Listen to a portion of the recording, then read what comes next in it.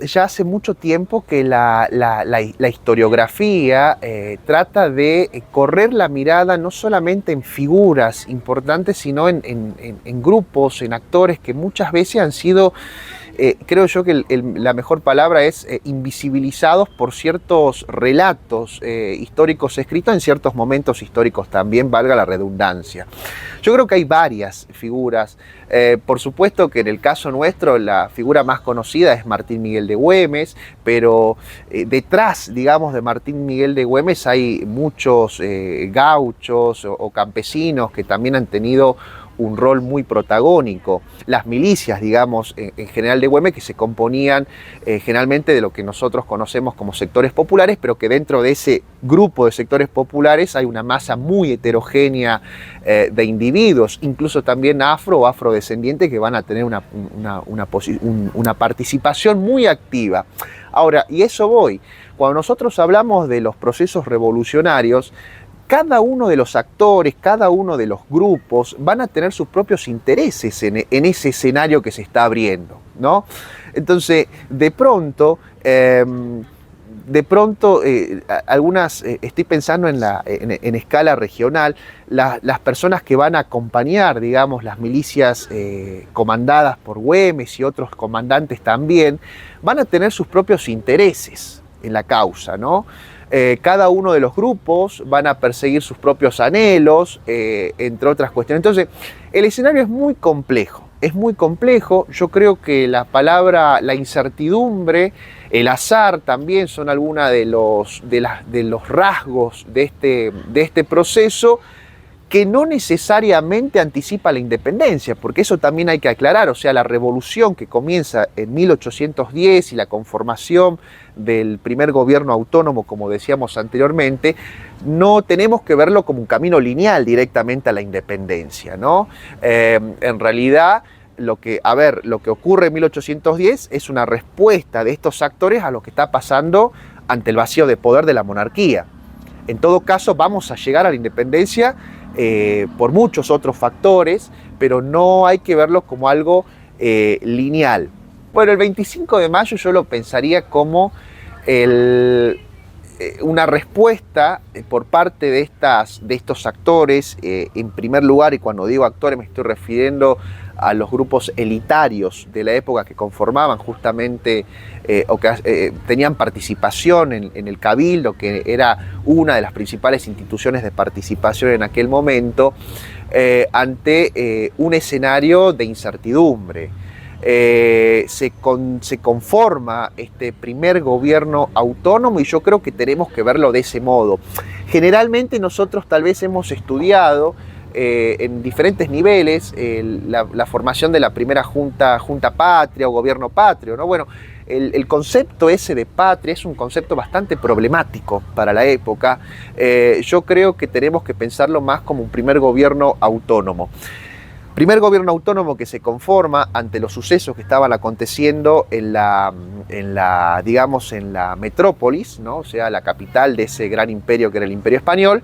Y de ahí, bueno, estos actores van a ir resolviendo la situación sobre la marcha. Por eso ahí también aparece, a mi juicio, otro elemento clave que caracteriza a este proceso, que es la provisionalidad, ¿no? Se van a ir conformando gobiernos provisionales que van a ir construyendo elementos, o sea, nuevas reglas de juego, pero que esas nuevas reglas de juego también van a tomar algunos elementos de tiempos virreinales, por ejemplo.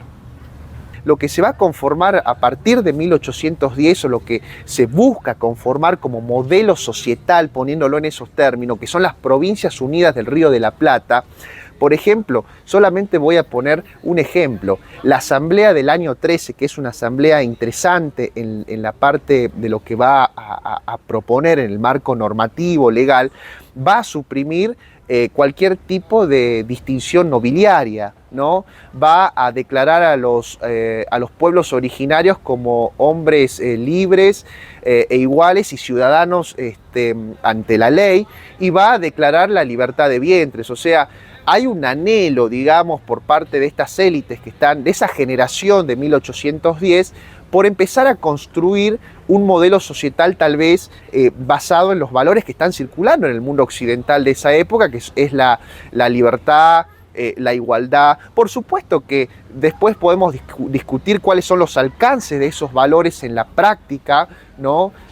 Pero bueno, ese modelo societal que, como en tu pregunta parecía que tal vez comienza a gestarse, es la palabra, a partir de 1810, no va a tener una gran persistencia después de 1820, cuando ya es otro el escenario histórico. Y solamente quiero poner un ejemplo con todo esto para traer a colación algunos problemas de nuestra realidad actual, ¿no? Como es el caso de las poblaciones originarias. Como decía anteriormente, la Asamblea del 13 reconoce a las poblaciones originarias. Es más, la Declaración de Independencia, el 9 de julio de 1810, el acta de la declaración se va a redactar en 3 idiomas: español, el quechua y el aymara. Eso nos da, digamos, indicios de hacia dónde apuntaba ese modelo societal.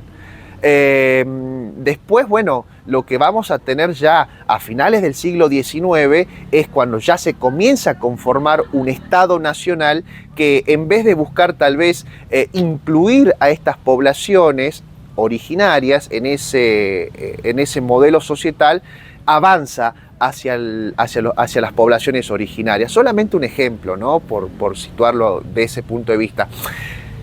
Entonces, ¿a qué voy con esto? Que hay valores que están circulando en esa época, pero que no es propio tampoco del espacio rioplatense, sino que son valores que están circulando en el mundo occidental, ¿no?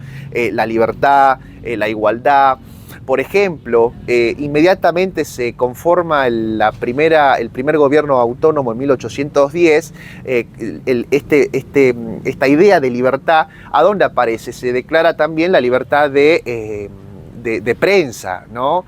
Se declara también, se termina aboliendo algunos tributos para poder empezar a avanzar hacia la libertad del comercio, entre otros aspectos. Y bueno, la cuestión de la igualdad, como decía anteriormente, con toda la discusión que eso merece y la complejidad, pero se lo ve claramente ya en algunas decisiones de la Asamblea del año 13 con mucha más intensidad, ¿no? Como por ejemplo esto que decía anteriormente respecto a las poblaciones originarias. Yo creo que el pasado siempre va a terminar interpelando nuestro presente.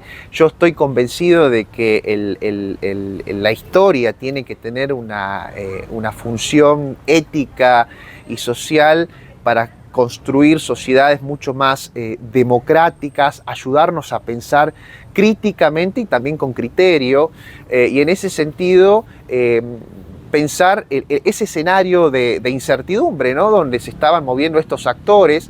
Nosotros también hoy vivimos en permanente incertidumbres, riesgos, el azar también, que forma parte de nuestra vida cotidiana. Yo creo que tenemos que también tener muy presente estos valores, que tal vez son valores que no terminan, digamos, de afianzarse, pero que ese modelo societal lo tuvo muy presente, ¿no?